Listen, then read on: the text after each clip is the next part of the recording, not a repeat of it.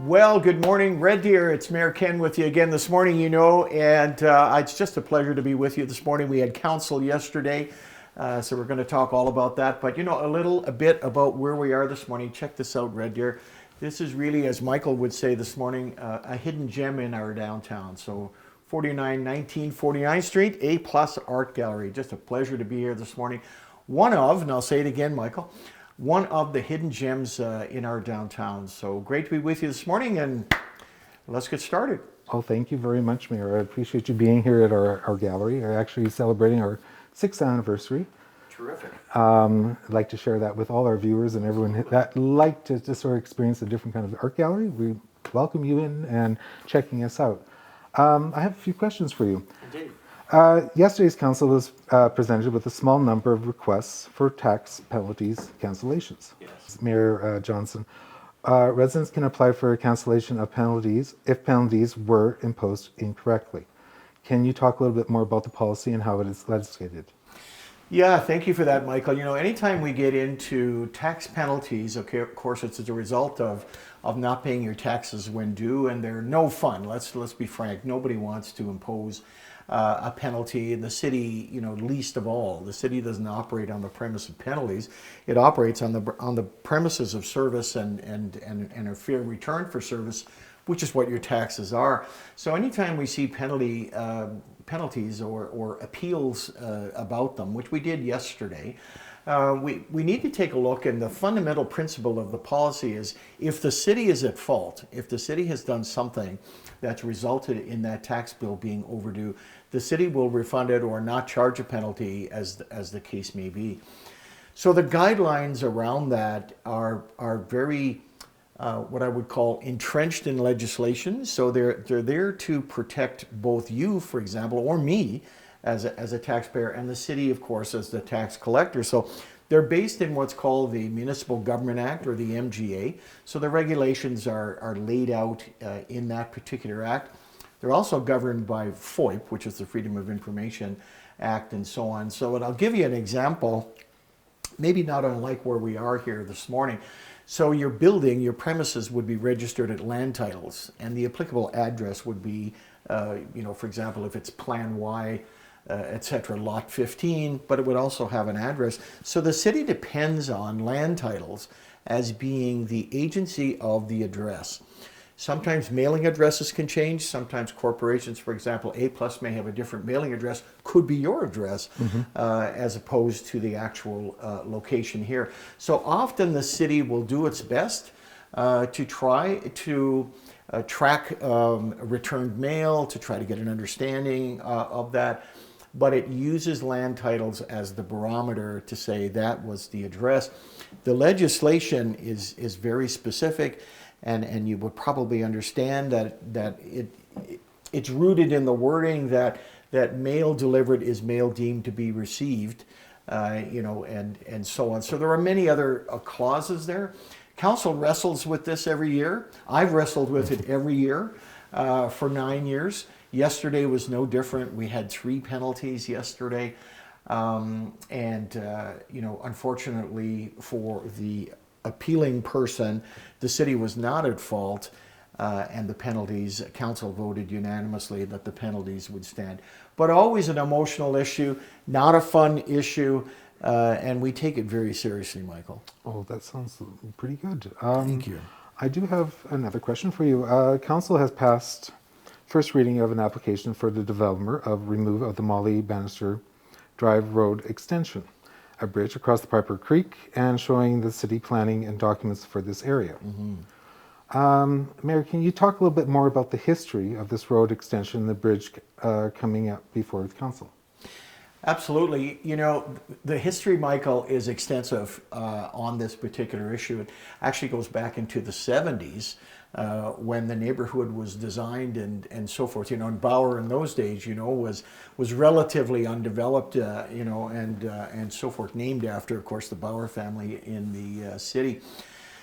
So over the years, to sort of coin a legal term, statutory plans, and so neighborhood area structure plans are called statutory plans. In other words, they're lawful plans. They're in statute. They're fixed. But the councils of the day, including this council, can change or amend or whatever, depending on where developers might want to place those plans. So over the years, and I won't go through all the detail because my goodness, I'm sure Shaw doesn't want to give us 2 hours this morning.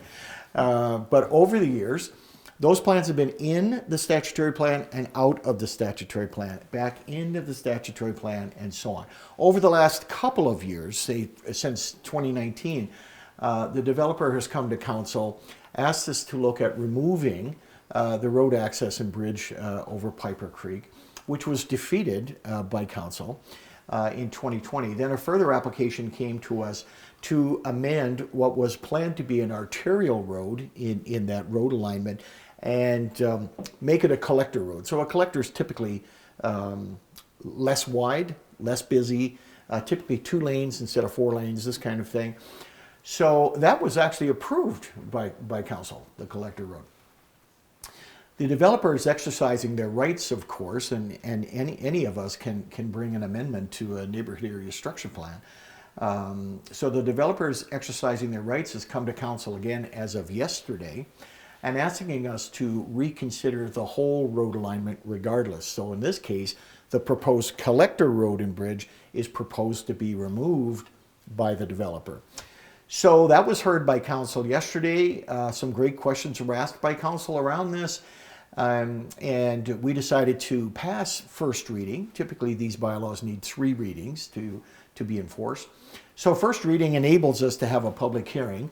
And I'd be lying if I didn't say that I've looked at your list of questions, Michael, and you're going to ask me about the public hearing next. Yes. So why don't we just go to the public hearing? Okay, yes. A public hearing is now set for the second and third reading on January 16th for public feedback in this special meeting. And why is it being set up this way?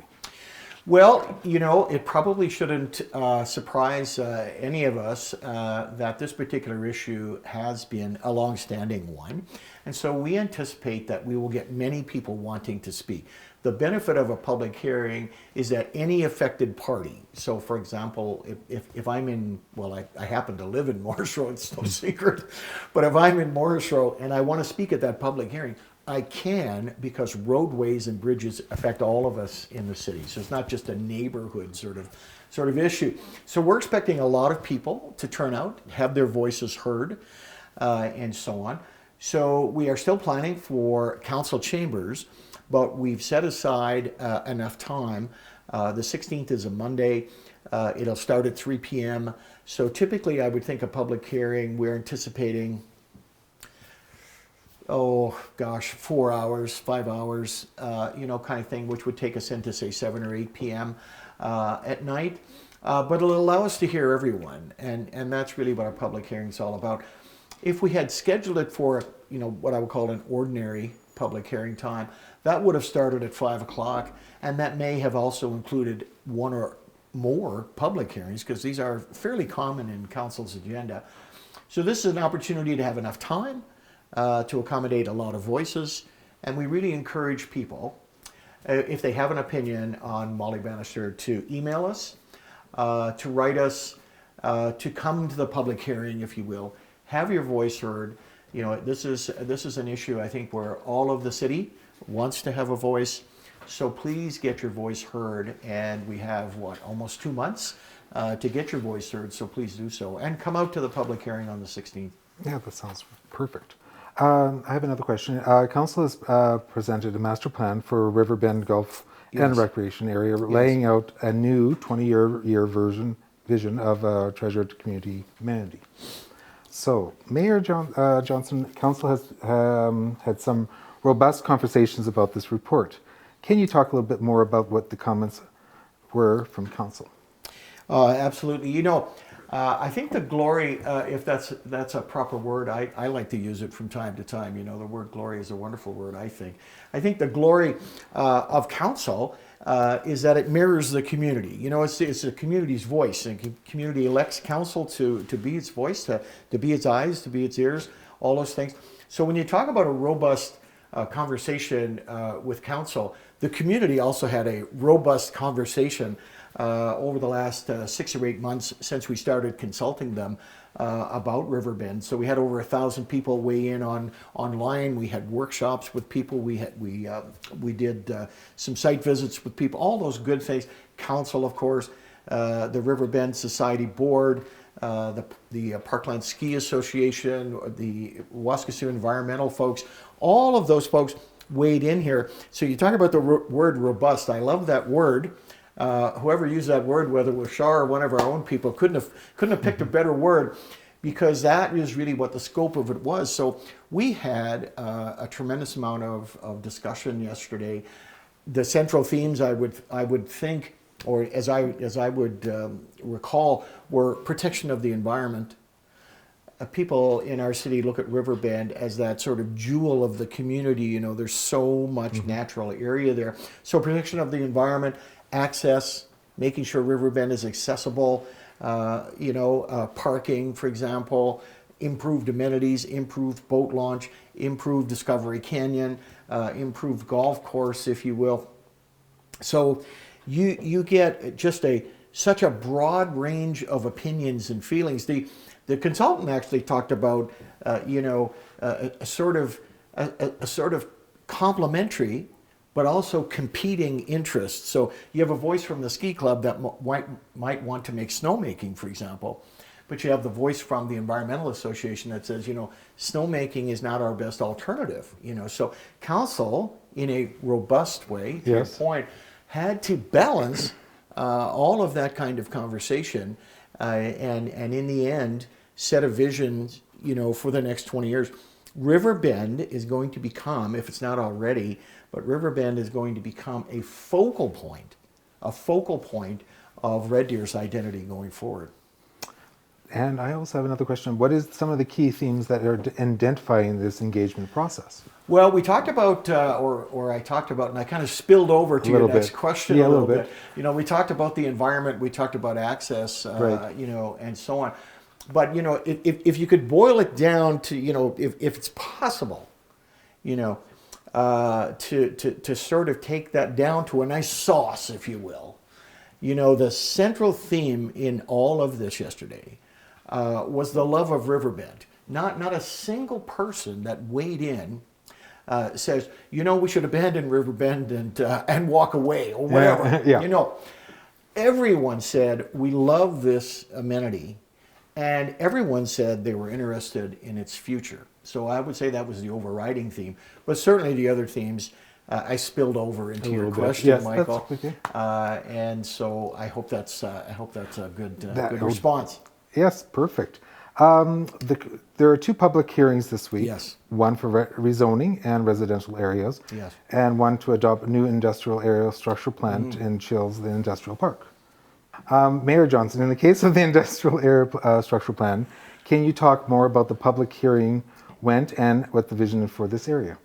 That's a great question, Michael. I really do appreciate that question, because the whole Childs industrial area, when we came into the public hearing last night, the city is trying to put what it feels is a zoning that will accommodate multiple uses, but also recognize Childs as an industrial area.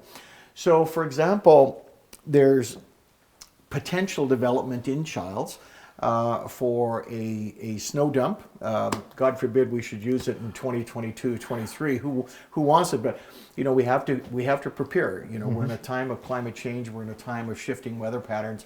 We need to do something with our annual visitor that shows up in October and decides to leave in late April. That kind of thing. We only have one dump right now, so we really do need a second one.